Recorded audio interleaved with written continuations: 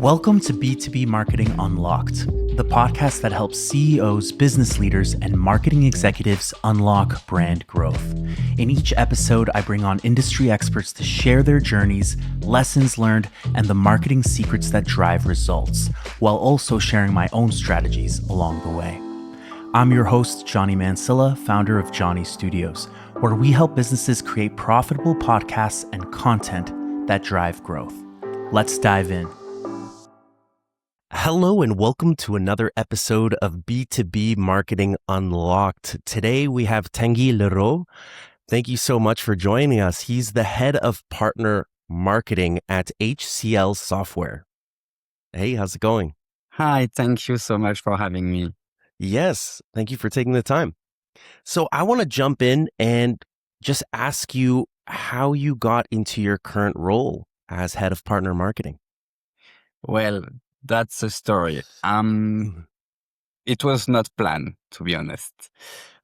So I transitioned to this role 3.5 years ago, moving from France to the US. Oh, wow. At that time, I was with my wife, and she found a job in the US. So I was looking for a job in the US. And as you can imagine, coming from France, it's not always easy to find one.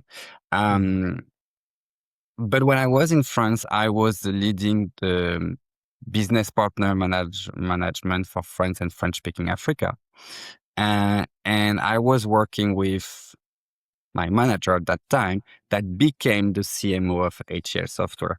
So when I told him that I wanted to go to the US and that I was going to the US, there was no question there. He asked me to join his team, knowing that I didn't have any marketing background. I was more like a salesperson, but that I knew how to work with business partners. And that's how I came in the role. And yeah, it was like 3.5 years of roller coaster learning, but very interesting, honestly. And I think what made me successful was that, as I said, I'm not a marketer. Does it mean I'm not creative? No. I think I'm a creative person, and that's why I was successful, because I had the opportunity to merge my creativity with my sales-oriented and data-oriented personality. Right on. And that can sometimes be an advantage. So you're saying your background was primarily in sales then and kind of like communications. Yes, and not only. So it was sales. And before this, I used to be an auditor in a bank, and I used to work in a corporate banking, a large bank called BNP Paribas, which is pretty known in Europe. So that's why I'm not a marketer. And even today, after 3.5 years, I keep saying that no, don't count on me to do your perfect ICP or a typical campaign you want. Just ask me if you want to do a campaign, and then we look at the ROI, but don't ask me to create a full marketing campaign, because that's not what I've done. That's not what I will be doing and what I like. That is awesome though. So like that gives you a nice competitive edge to kind of be able to have that sales experience and that corporate background, so you kind of know how to navigate those environments. So now that you're head of partner marketing at HCL Software, what does your team currently look like? Is it basically you, or who do you talk to on a day-to-day? How many people? So because this role was created when I joined the team, so they created this role for me. I started alone for a year and a half. Then someone came on board, and then after 2 other person joined the partner marketing team, but on their respective geo team. So they are not directly aligned to me, but we work together. So I would say today the team is made of 4 people. Okay. Yes, that's how we do. Nice. That's awesome. And so you said the team is of 4, and you said everyone has their own region that they're kind of targeting, or do you guys work all together? So we work all together because of the processes, obviously. we have the flexibility to build this process, which is great. But at the same time, we need to make sure everybody follows them. Especially when you work with partners, so outside of the company, it's hard to use what exists. You need to build with them. You need to make sure that what you're creating work for them. And sometimes it will work for 80% of the partners, but there is this remaining 20% that you have to figure out a way how to work with them because you won't. Not working with them is losing potential pipeline and revenue. Mm. So that's why I think it's important to all work together, even though we have each other a different scope. Nice. That's good. Yeah. To kind of have more knowledge transfer as well is always helpful. Yeah. Sometimes working on your own, it's easy to kind of get lost in your own bubble, right? I mean, I used to do it alone. So Yeah. obviously you can do things and it's easy because you can adapt, you can take your decision and you don't need really to have a very strong process because at the end you're the one to do it. So if it works, it works. If it does not work, they know who to reach out. Yeah, So exactly. it's in this case it's easy, but when you start to have a team, it's important that everybody is on board and understand the challenges that we have had in the past before they join, for them to understand why we are doing this. And Mm. yeah, so that's why I think it's still important for us as a team to be together and discuss. And also, I'm not always right. I have to say no. That's why I think it's important for them to tell me, hey, Tony, I think we should do this, this, or this instead of what you suggested, because they have another vision that helps a lot. And that's how we grow together. Right on. Yeah, you really have to tighten up the processes once you start working with more people. And tell me, what does HCL Software do for someone that's listening to this and they have no idea what the company does? How would you best describe it? We do a lot. So we are a software company that was created back in 2019. And so we acquire some solutions. And since we developed others, we have a portfolio that is very large, over 50 different products, Oh, and wow. that we divide into three different pillars: data, experience, and operation. So we are working with all type of company in different solution, which can be cybersecurity, data, marketing, e-commerce, collaboration. So we do a lot, and that's also our challenge. And my challenge is, how can I create, build pipeline with my partners, knowing that one partner working on collaboration will not work the same another working on cybersecurity. So So every avatar is so different, right? exactly. Yes. And also we are working with different type of prospects and customers. If you ask me what is my typical customer, I will tell you I've worked with one person company, same as I've worked with companies that have hundreds of thousands of employees. So Oh, wow. we have to adapt. Yeah. Obviously, that's also why I like to work with partners, because my partners, they are much more focused on what they want to do, but the focus depends on the partner, not on me. And so does HCL Software, do they do like custom software or do they have products that companies can use? Um, the company buy the product from HCL Software, and obviously, if they want to custom, there are some that they can custom internally. But as I told you, it really depends on Mm, on the product. So, but no, HCL Software sells product. okay, nice. And if you had to choose, I know you said you guys work with a lot of different people. If you had to choose one avatar or one target that you would really want to focus on, what would that be? Oof. One. So our products, when they were developed, um, and not all of them, just don't make me not all of them, some of them were creating for large enterprise, Okay. big enterprise that have yeah, lots of employees and lots of customers.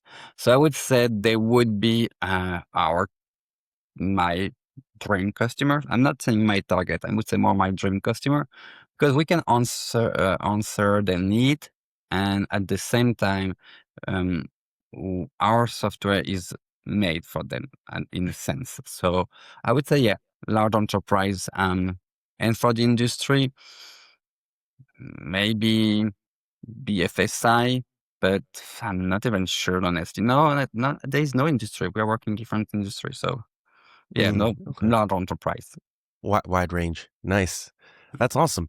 And what would you say is working best for you right now in partner marketing? How do you approach it? So, so as I told you, with partner marketing, I'm collaborating with partners. Hmm. So what I do depends on what they want.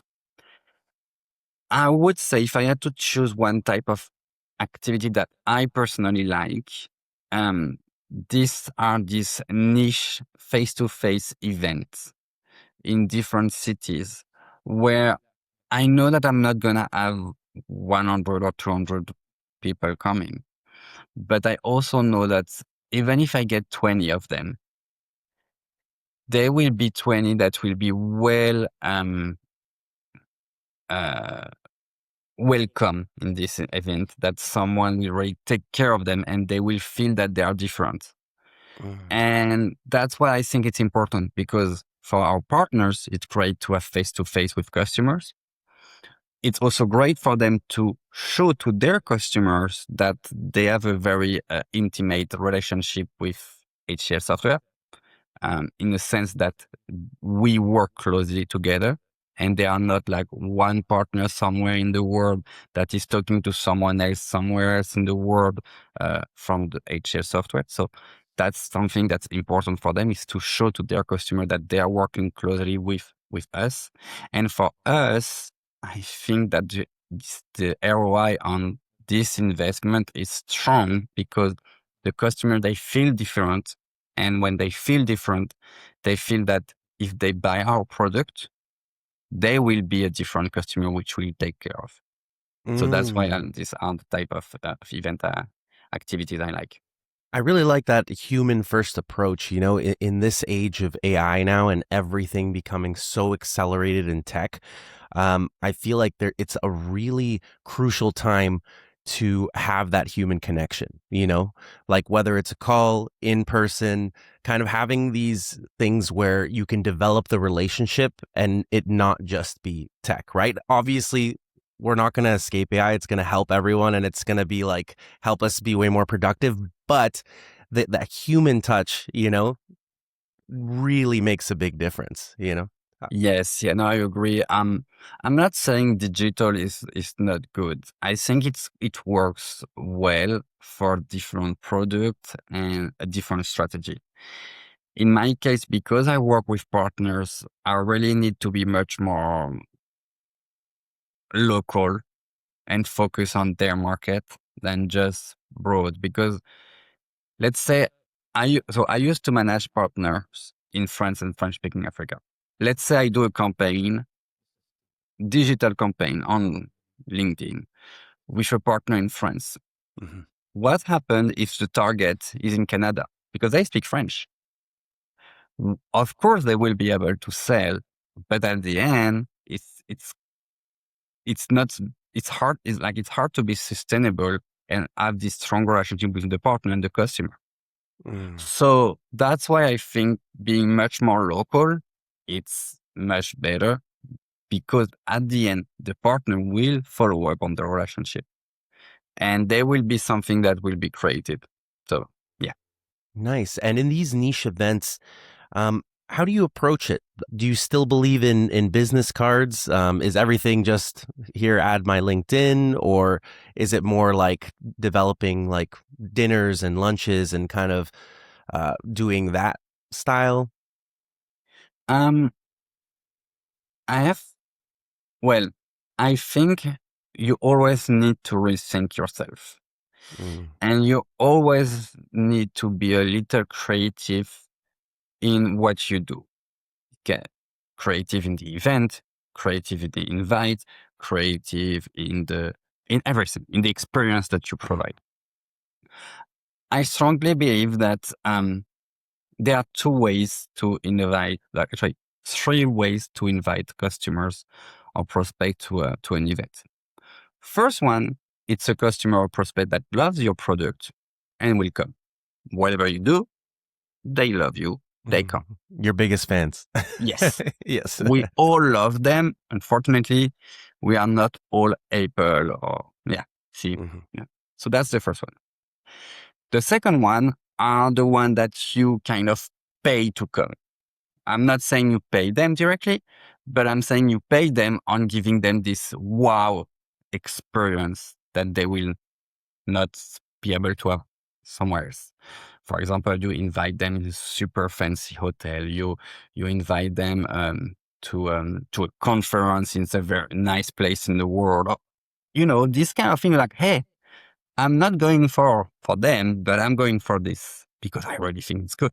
And the third one is being different and playing on the experience.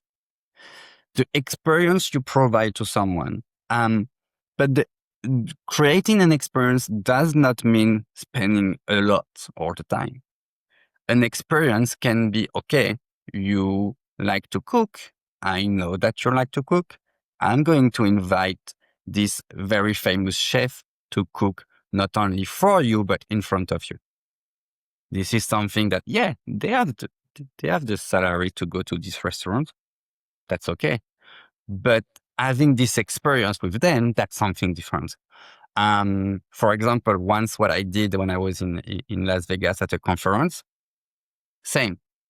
They were not coming from me. I was not rich enough to have this big, big booth with super fancy experience.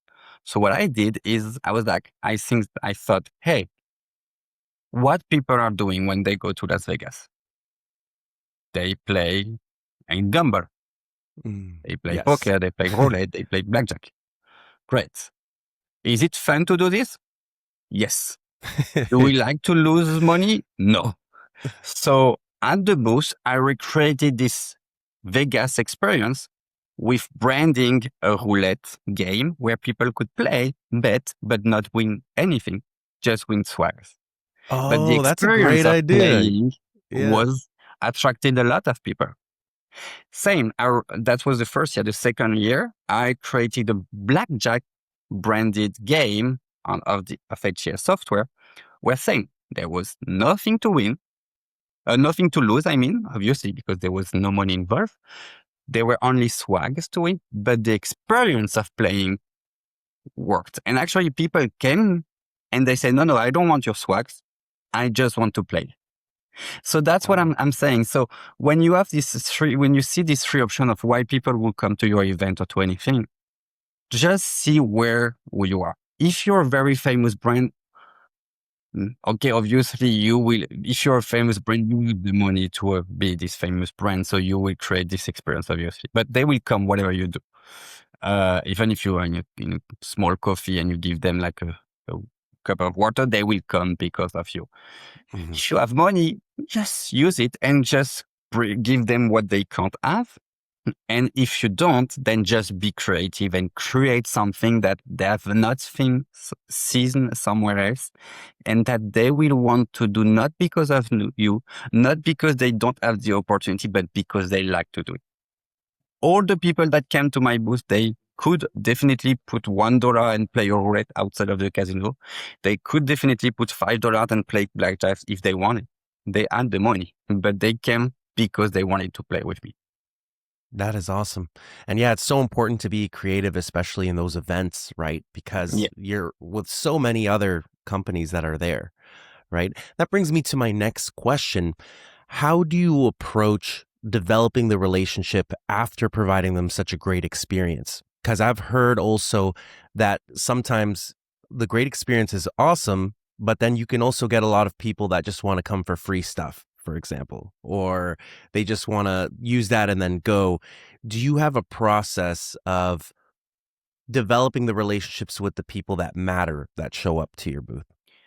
So after it's more, I would say it's more like a sales question, but my role is to bring people to the booth when I do a conference or to an event for the sales to talk to them. Okay. So, and I'm clear with them. Obviously, I do the sales pitch and I do the selling for them as well. But my role is to bring people for them to talk. If they don't talk, that's not good, obviously. But that's where you need also to team up with the right person. Those who will be able to understand that they are not here for them, but they are here. So leverage this opportunity to talk to them because they are here. They are waiting. It's almost like a relay, right? You bring in the people, it hands off, and then it's up to sales to kind of start developing that relationship, getting contacts, right? Exactly. Obviously, we all know that salespeople, they want the very qualified lead that is almost ready to buy tomorrow. So yes, obviously. But for this, they need to know us. And this, if they know us and they are ready to buy tomorrow, most likely they have already contacted us. So now in these events, and I'm taking the example of a conference, but it's exactly the same with a niche event that I do with partners.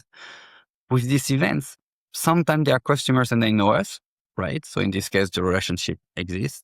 Sometimes they are not. And then I'm giving you the platform for you to create this relationship, for you to ask the question, hey, what made you come here? And what do you like? And then after you take this information and then you do again something that you want, you invite them, I don't know, play golf, eat at this chef restaurant, I don't know. But at the end, you have the first opportunity to talk to them. And they're listening because they are here. And they know that it's kind of like marketing is like a trade. Okay, I accept to do your thing. Okay, I want to do your thing, your event, your activity, but in exchange, I kind of accept that you talk to me because it's the deal. It's implicit, but it's why marketing exists.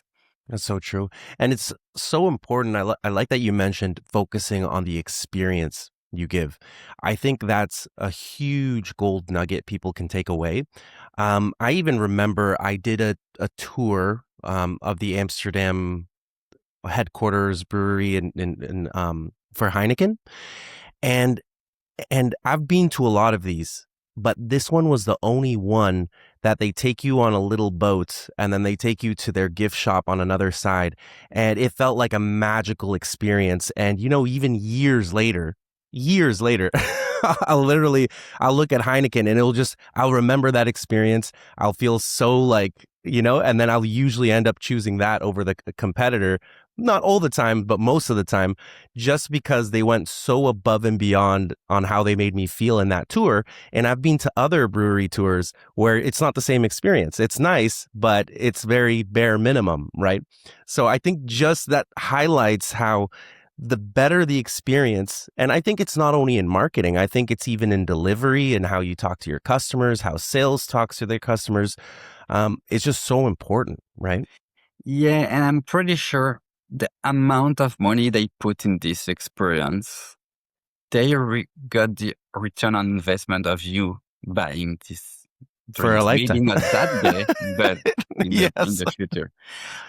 That's what I'm always saying to my colleagues. So that's why also it was not easy to start working in marketing because my vision was different than others. And from normal marketer, like when normal is not a good word, but for people who have done marketing in many years, they came to me and said, Tanguy, we've never done this. Why don't you do what we've done? And I'm like, yes, you've done it, but you're not the only one. So why would they remember you? What difference? What makes us in here? So yeah, I came into some discussion saying, you know what? I'm taking the risk. If it's working, it's me.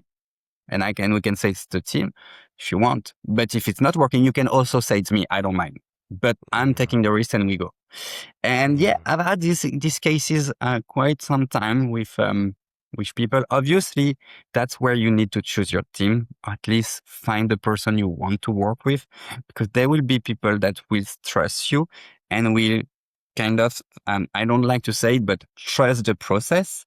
Where others will say, no, I don't want to try something. So try to see who are those who understand you, understand that maybe you don't have the best way to explain what you want, but will trust you to see where you want to go, and then they will make you go there. And it took me some time, but now I know exactly who I want to work with, and I know that if I have an idea, either it's super crazy and stupid, and they will tell me, or they will say, okay, I'm not sure, but I see kind of what you're looking for. Let's try.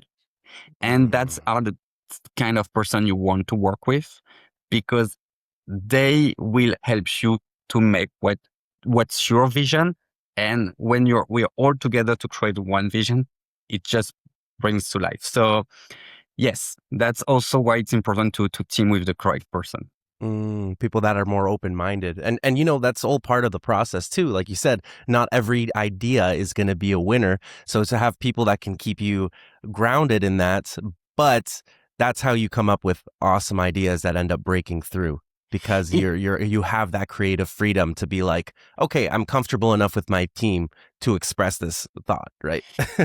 Yeah, of course, it's not working all the time. And that's what I always say. If it was working all the time, my money would not be in bank. It would be in marketing. Obviously, my personal money, because I mean, it would be what we all want. Um, but it's not because in the past you've always done something that you need to redo it. We don't do marketing like we used to do it 15 years ago. We don't do it like we used to do it 5 years ago. And now it's even more changing with AI. So just adapt. Stop thinking what you've done, start thinking what the person that you're targeting wants and why they would come to you, your event, and not to another one. I like that. And what's the biggest challenge you're facing right now? Well, I mean, there are plenty of challenges. Obviously, AI is everywhere. AI is great, but AI also costs money. So some investment might be shifting. And also the partners, they want to focus where money is, which makes sense. I mean, we are working with partners that are their company that rely on other companies. So I want to say that, yeah, how to adapt. That's to me the big challenge, is how to stay competitive, and not about the product, because I'm not managing the product, but on our way to work, our flexibility, and our plans and targets and goals to adapt to this world that used to take years to change, but now take months. So we need to be much more flexible. And when you team up with partners, you need to understand that we are not all changing at the same pace. Maybe we are slow, maybe they are slow, depend on the company you're comparing to. So we just need to adapt and find a way to to to get a common plan to execute. That's so true. And you know, I think that's a more common challenge than you might think. I forget who said it, but I saw somewhere that one person said, "Whoever whoever says they're not overwhelmed with all the AI changes going on are usually lying, or they're trying to like not focus too much on it." But it is overwhelming, right? It's exciting, but obviously every single company is going to adapt differently, right? If you have like a really small two-person company, it's really easy for them to start testing out and implementing. But the bigger the company gets, that's when you really have to have certain processes in place to see how you integrate it in a way that is productive, but also safe, right? Like regulatory. And I think that's where it becomes more complex, right? Because there's agents and all these things coming out, but there's going to be more risk with letting it take over all this sensitive data, right? So it's kind of finding that balance, you know? Yeah, no, it's I mean, it's what I used to say is AI. If you're not scared of AI, that means you're not learning or you don't know what's happening. But at the same time, it's great to be scared because it's forced you to adapt. It's forced you to learn. It's forced you to be prepared to what's coming. And then when it will be coming, because it's already there, but it's growing, you will be ready and you'll be maybe one of the top 5% of those who are ready. So yes, I fully agree. You need to always learn and try to learn. And in this AI world, it's like every day there is something new. It's hard, but obviously you can't be up to everything, up to date on everything, but at least you try. And that's already much more than a large part of the population. Right on. And what's a marketing book, resource, habit, or tool you recommend? So you have a wide range that you just have to choose one. So I use Claude and Gemini, obviously. Okay. I like both. Also ChatGPT. But that's more like personal because it's a way for me to ask question and just put them like. Sometimes I even ask the same question to the three to see what's the answer. That's my way to learn. I still think it's super important the AI work to keep this way of thinking that no, what they tell you is not true.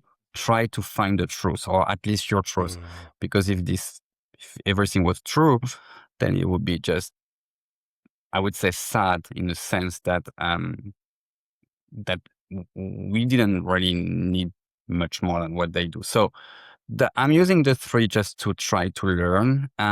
That's more for my day-to-day personal life. Outside of this, I read, I, I, I listen to podcasts, and I'm quite a lot on LinkedIn. Because obviously you can read books, but I feel that things are changing so fast that by the time the book is fully written, it's already updated. So I prefer to have some small articles, to read some small article, to listen to podcasts that are easy and fast to make, or to just have very niche content that I can find on LinkedIn that help me to get a new perspective on things that will be updated most likely like 6 months after. But for the time, it just helped me to be updated, like up to date. Nice. And yeah, there's so much knowledge on LinkedIn, you know, and I really enjoy the podcasting format as well, because it's also something that I feel like you can listen to while doing other tasks too, you know, Yes. like you can be in the car or you can be like washing dishes, doing something like that, right? So it kind of helps the time go by, but you're getting some nuggets, right? Yeah. Okay. So last question.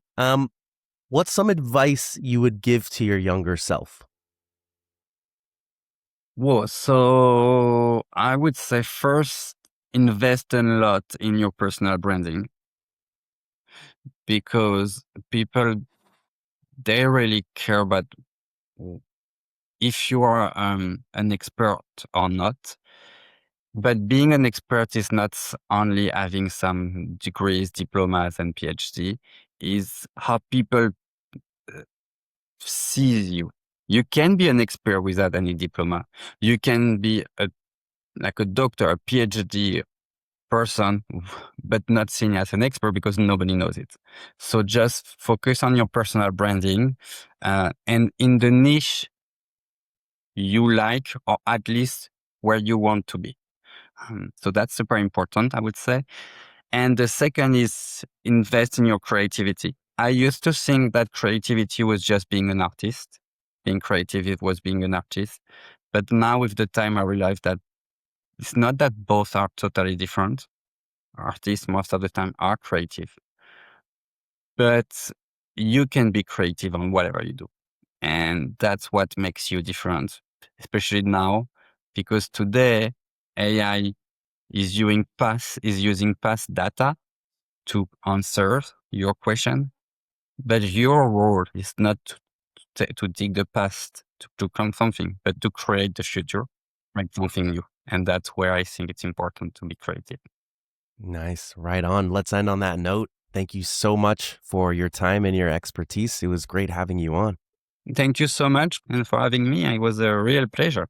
That's it for today's episode of B2B Marketing Unlocked. I hope you found valuable insights to help you grow your brand and scale with confidence.